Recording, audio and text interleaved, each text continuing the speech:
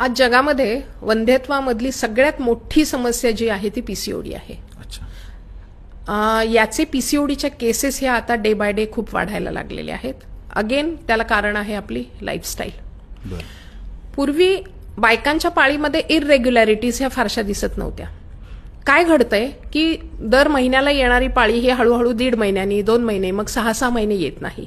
हे पीसीओडीतलं पहिलं लक्षण दिसायला लागतं.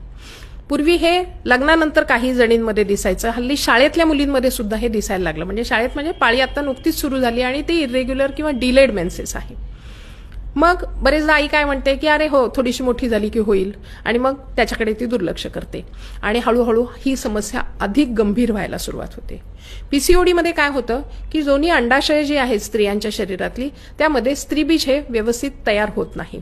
ते अर्धवट मॅच्युअर तयार होऊन तसंच अंडाशयामध्ये पडून राहतं.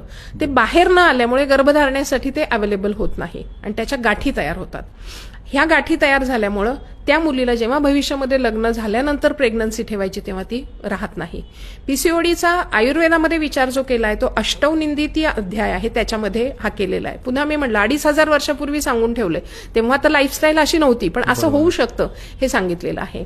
मग त्यामध्ये अतिकृश, अतिलोम, अतिस्थूल अशी वेगवेगळी लक्षणं सांगितलेली आहेत की वजन वाढायला लागतं.